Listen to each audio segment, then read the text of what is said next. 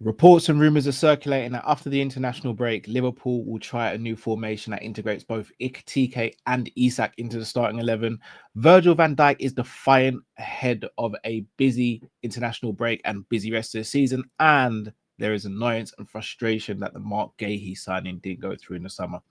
People, it's Monday. Usually I'm a bit more cheerful, but supporting Liverpool at the moment ain't a fun ride. Sit back, relax. Let's get into it.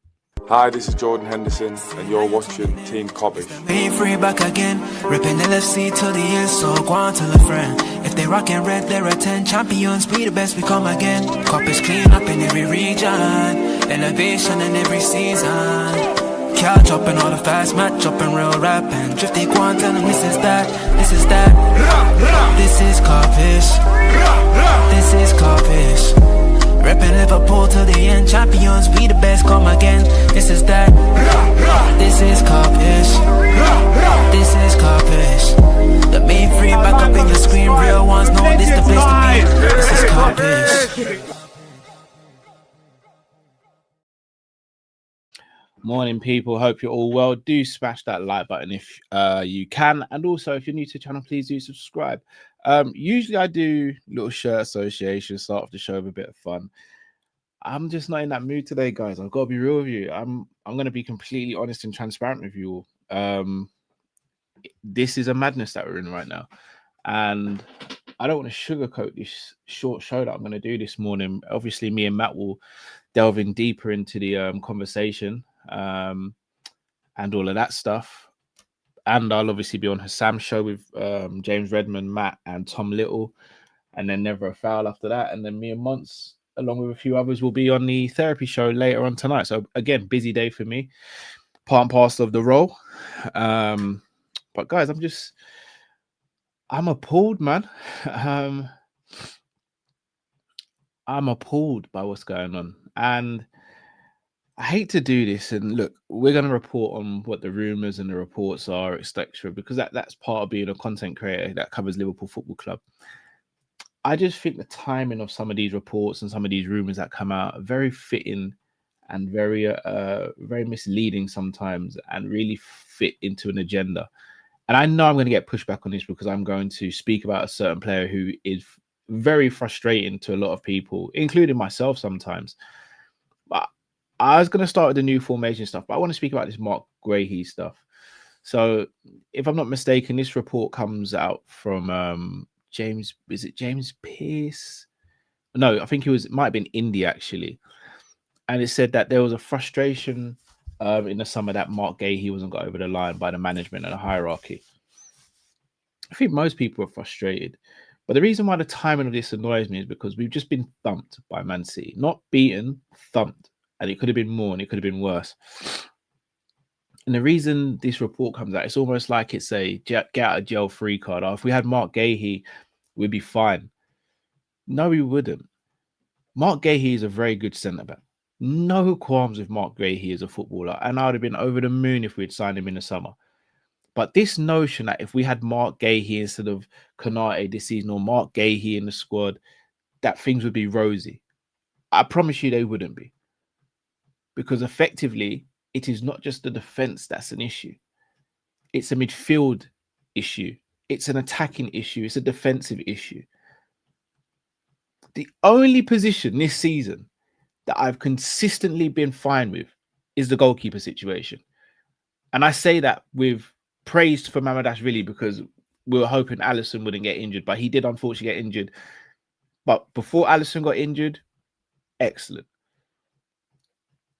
Since Mamardashvili has been in goal, I know some people will speak about his distribution and all these things. I think it's been massively blown out of proportion. I genuinely think Mamardashvili has been absolutely fine, and we haven't really missed him. Alisson, because of Mamardashvili being there. In the same way, last season, when the system was right and Kelleher came in for a similar period of time, we didn't miss Alisson. Do you know why? Because the system was right. The system was right. Yes, we should have got Marc Guehi in the summer. And shout out to Drift. Me and Drift went back and forth along with Tom regarding how we conducted our business with the Marc Guehi thing. I didn't think it was the worst decision to wait because it looked like we had him over the line. But in hindsight, it looks like it wasn't the greatest decision. And Drifty's probably right on that situation. And me and Tom were probably wrong and probably hold the L in hindsight. At the time, I think Palace were trying to get more than he was worth given the contract situation. And I think we played everything right up until the very last second when Palace didn't get their replacement.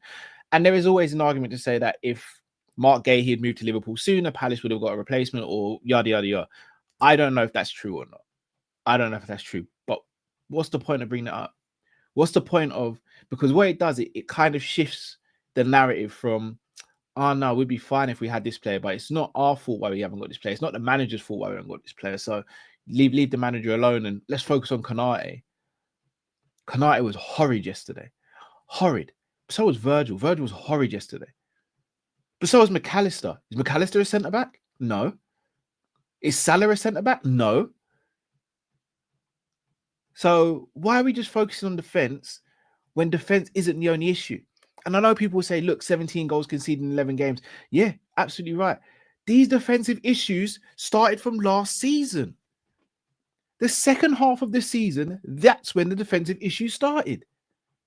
So this isn't this is a new season thing. This isn't a 25-26 season thing. This has been since 2025.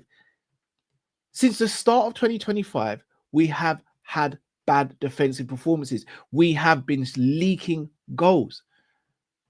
Leaking goals. To put this into context, guys, Arsenal conceded their first goals in the Premier League on the weekend since September. We have won one game since September. We have got no defensive midfielder. Slot will not rotate between Gomez or Konate. We have very similar profile fullbacks. When I in the summer was screaming saying, if we've got Robertson and we've got Bradley, go and get me two defensive-minded fullbacks then. Go and get me two. Who are the names, guys? And I'm not even saying the names were perfect. I said Jed Spence and Jero Hatto. Go and get me two defensive-minded fullbacks. Because I'll be real with you. Two things about yesterday.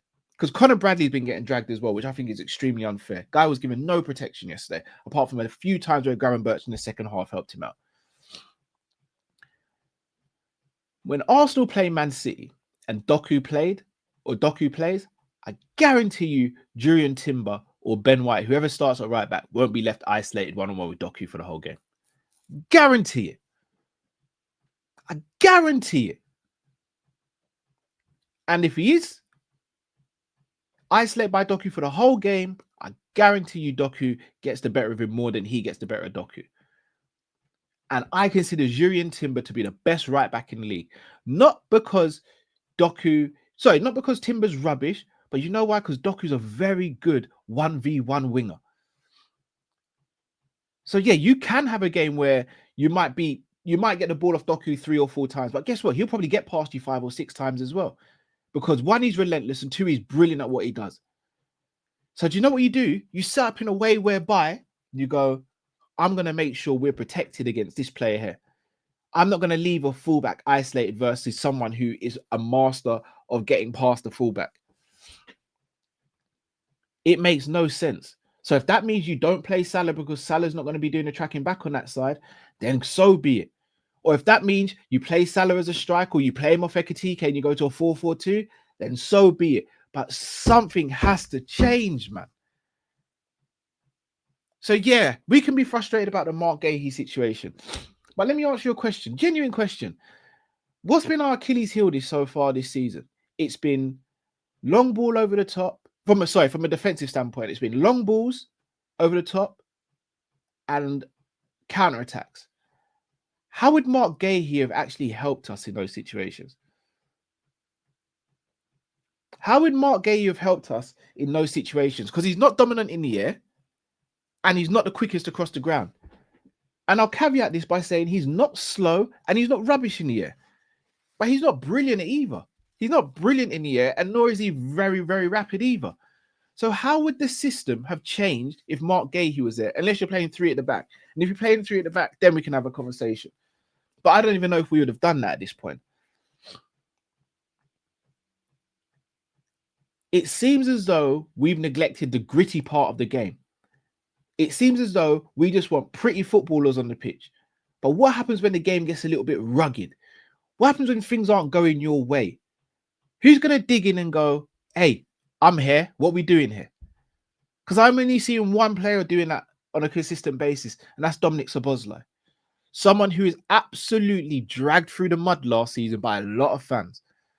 He's not creative enough. He doesn't shoot enough. He's not decisive enough. All fair criticisms. But you know what the balance went? Sorry, do you know what the lack of balance was? What about his running and hard work off the ball? What about his intercepting and tackling? What about the fact that he's having to be a number 10 who actually runs past our 2 6s? What about the fact that he's doing running for Salah because Salah's not having to track back as much because of the system? Where was all of that? Where was all of that? Absolutely ridiculous. So yeah, the Guehi thing, cool. We can be all upset about that. I'm fine. But one thing on that, we could have chosen a different centre back if we wanted to. And you know what? We still have enough not to be getting thumped about by Man City. We still have enough not to get beaten by Brentford. Still have enough not to get beaten by that Chelsea team. Still have enough not to get beaten by Man United. Still have enough not to get beaten by flipping Crystal Palace. We have enough. So if we're sitting there saying that we can't win games without Marc Guehi, then I'm sorry, it's wrong. That's not true. Because the first 5 games of the season, no one sat there and went, oh, I can't believe it. We're missing Guehi. No one said that. No one said that. We never sat there in the first 5 games and said, we're missing Guehi, you know. We all said we wish we'd got him, but we never sat there and said we're not winning games because we didn't get Marc Guehi. It's ridiculous. Now, in regards to the new formation stuff, guys, I'm going to share my screen. Because, again, rumours are out that, you know, Liverpool are going to trial a new formation when the international break comes back around. Now, I don't know why it's taken so long for us to trial a new system. In fact, no, we've tried a system. We tried it against Frankfurt and, you know, we scored 5 goals past them. But hey, guess what? Let's revert back after that win. Then we tried 3 at the back against Crystal Palace in the Carabao. Let's revert back. We're acting like Slot hasn't actually made formation and tactical changes. The issue is not the fact that he's not making tactical changes. The issue is that he's not implementing the right tactics for the right matches. Case in point, everyone, or in fact, I'll say 99% of people said, you know what? We want to see the same starting 11 that started against Real Madrid because that is arguably our best performance of the season so far. We all said that. And when we saw the starting 11 start against Man City, I was surprised, but I was elated. Man, like Matt was elated. Everyone was happy. Everyone was happy with the starting 11. But what are the tactics? How were the players utilized? Because when we played Real Madrid, I don't think McAllister was the deepest lying midfielder in that game, was he? No, that was Gravenberch. Gravenberch was the deepest lying midfielder in the game against Real Madrid. And guess who was the highest profiled midfielder in that game? McAllister. So once again, the exact same team, different instructions for different players.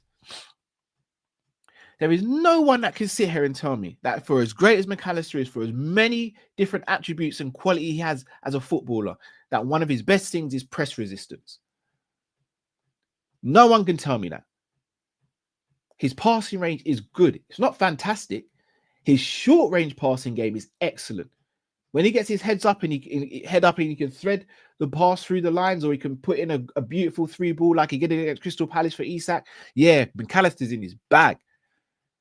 But McAllister picking up the ball where someone like a Thiago or a Xabi Alonso or a Pirlo or Toni Kroos would pick up the ball. No.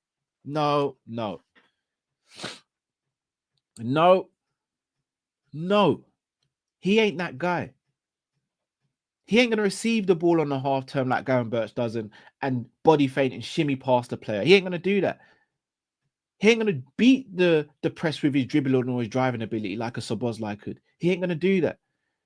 So why did we change our tactics from going low block or high press, given the opportunities in the game against Real Madrid to just going completely high press against Man City. And for everyone who always sits there and goes, yeah, but we had more possession. We had more possession yesterday. Guess what? Man United had more possession against Man City when they played each other. And guess what the result was in that game as well? Ding dong. Ding dong. It is not a personnel issue a lot of the time. It is a systematic and tactical issue most of the time. So yeah, we can try new formation, but are you going to implement it correctly? Because I can name you many formations we tried this season. Against Palace, we tried a 4-2-2 box formation. Didn't work. Against Crystal Palace in the Carabao Cup, a 3-4-3. Didn't work. Against Eintracht Frankfurt, we tried the 4-4-2. Did work. We played 4-2-3-1, 4-3-3. That's 5 formations I can just think of off the top of my head. There's probably been more. Sorry, a 4-2-4 against Man United in the second half, where Florian Wirtz comes on and him and Curtis Jones are the double pivot with Szoboszlai right back. Miss me out with this whole, oh, we need to change the system, we need to change formation. No, we need to change the philosophy of how the manager's playing.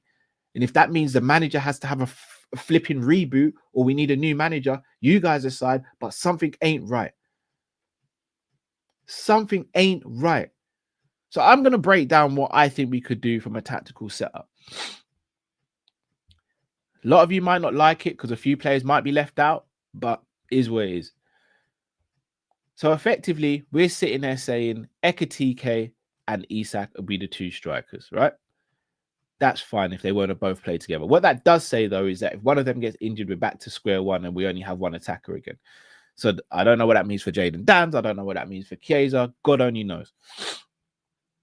But let me share my screen and break down a few different situations and scenarios that I think could happen. And apologies if I'm not in the best of moods right now today, guys. Long weekend, few things going on outside of content, but also Liverpool are really pissing me off. So this is effectively how we'd play in a 4-4-2. So whether you're going to play Chiesa here on the right, Grab and Sobo, and then maybe Gakpo on the left, effectively that's what that would look like. Then if you want to try a different formation, let's go 4-3-3 or 4-2 or 4-2-3-1. You could go Isak in the striker position, Ekitike off the left, which I'm not a big fan of, or you could use Ekitike as a second striker. If you wanted to do a different formation, like a 3-4-2-1, you could use Ekitike as one of the players here, or you could use Isak there, and you could play Ekitike there instead of Isak. You could have Salah and Wirtz there. Or you could switch it again and go 3-4-1-2, which again would involve Isak and Ekitike. Effectively, what I'm saying, guys, is we can absolutely play both in the same team. But the shoehorning stuff, that's where I have an issue. I don't want to see us shoehorning any players in anymore. Play players in their proper positions unless we have an injury crisis where then, you go, okay, fair enough. But this notion that, yeah, if you just play Ekitike and Isak in the same team, everything will fix itself. No, it won't. No, it won't. Because how are they going to be utilized? What's the instructions going to be? How are they going to be played in the same team together? Because I'm going to be real. If you're going to play 4-4-2, I don't think Salah can start. If you're playing 3-4-1-2 or 3-4-1-2, I don't think Salah can start. If you're playing 4-2-3-1, yeah, Salah can start. But even him, he needs to buck up his ideas. Because he's not playing well at the moment. And again, it comes back to, if a player's not playing well and other players are playing well, why isn't there more rotation? I don't want to hear this, oh, but Chiesa's not fully fit. Because I saw Chiesa running his heart out against Crystal Palace in the Carabao Cup when you're surrounded by kids playing in the same team. So I don't want to hear a fitness thing, because in the next game, I don't think he played at all against Aston Villa. Since then, he's had garbage minutes. Garbage minutes against Real Madrid, garbage minutes against Man City. So I don't want to hear this whole, Chiesa's not fit. The manager said he's not fit. Not fit my ass. You're lying. Of course he's fit. Telling me it takes Chiesa, someone who's won a Euros, someone who's played for Italy, someone who's played for all these big teams. He can't be fit after a year. Do me a favor, man. Do me a favor. Do me a flipping favor. I just want to address this. Shout out to Martin. Big up yourself, Martin, as always. Cal, have you seen the video where Monts calls out AGT, Redmond, Grizz, Hussam, and Little? I have seen it. Monts gave me a heads up because obviously he mentioned my name in it. He didn't want me to find out without him saying. So big up Monts as always. Everyone knows me and Monts are really close. As I am with the other guys there. I'm gonna address it real quick. James, Tom Little, and Hussam, we've got a show today. We do 2 shows a week. I have no problem with those guys whatsoever because they called out what I said to my face and we had a back and forth, well, not face to face, but you get what I mean, online, and we hashed it out. And we will probably hash it out again today. Did I agree with the points they were making? No, but they didn't agree with the points I was making. That's a debate. It is what it is. Now, I'm not saying this is aimed at me. I'm not saying it's aimed at Mons or anyone else. But I also know where I stand in the content creator world as a YouTuber for Liverpool. I know here on Kopish we have a good platform. I know we have a big platform. And as much as I probably deny it, we have got quite big voices, given that, you know, I feel as though we've been an influence and we've helped other content creators start up. We've helped other content creators by going on their channels, just as other content creators have helped us by coming on this channel as well. I'm not a fan of the indirects, but I'm also not going to do the whole back and forth stuff online either. Everyone I've worked with has my phone number. Everyone I've worked with has always got a free run if they want to come onto this channel or if they want me to come onto their channel and explain things. Everyone I've worked with can tell you from a reputational standpoint, I am not snidey. I do not lie or BS people, and I'm very reliable. If you want me on your show, all you got to do is ask. I'm not a fan of these backhanded comments or these, you know, these snide remarks or these indirects. We're grown men, guys. If you dislike something I've said or you think I'm wrong, just call it out. Call my phone or say, Cal, we need to speak about this. If you can't do that, then there's no point doing indirects. And I got a shout out to my barber, Vinny. My barber, Vinny, has known me since I've been a baby. In fact, my barber, Vinny, is pretty much family. And him and my brother are close friends. Hence why he's known me since I've been a baby. I went to the barbers on Friday and Saturday. And he told me straight, he's like, Cal, bro, I'll be real with you. I wasn't a fan of you calling out Slot like that. I didn't think it was the right decision. That's what a man does. He says it to your face. He says, Cal, didn't agree with that. I understand why you might feel like that, but man to man, weren't really feeling that. Said, Vinny, I hear you. That's how you have a disagreement as men. I'm in my 30s, guys. You think I'm going to be doing this whole indirects? If I've got a problem with someone, I'll say their name. Everyone knows I don't do the whole YouTube nonsense. I'm barely on Twitter, guys. How many of you guys get onto me and be like, Cal, check your DMs, or Cal, have you seen this on Twitter? I go on Twitter to promote shows that I'm doing either here or on the Sanderson show, and I go on Twitter to repost stuff or find out what news is happening so that we speak about it on here. You think I've got time to be doing indirects and stuff like that with people I've worked with, people I've helped? Respectfully, if you have an issue with me, if you have an issue with something I've said, either pick up the phone and call me, or invite me on the show, or don't say anything at all. I'm not going to clap back at you because it's an indirect. I'm not going to do no this, that, and the other. When we won 2 games on the bounce, I didn't go on Twitter and go anything or say anything. I got many people calling me out in the comment section on Twitter, etc., going, what are you saying now, Cal? What are you saying about Slot now? Aston Villa win, Real Madrid win. What are you saying now? Why haven't I received any messages from those people after yesterday's game? Why haven't I received any tweets, or why haven't I received any comments from those same people after yesterday's performance? Because it's cowardly behavior. It's cowardly behavior. And I'll reiterate, Tom and James and Hassam, they said it to my face. That's what men do. If you're going to do the indirect thing, miss me out, because it will always get back to me. And I could have been doing the whole, all right, I'm going to clap at you on Twitter.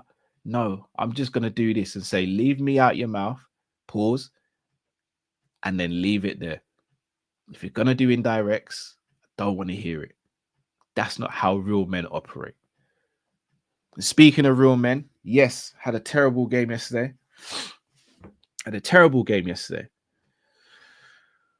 But Virgil van Dijk has come out and he said, look, we're in November. We're still in November. I'm not giving up on the title yet.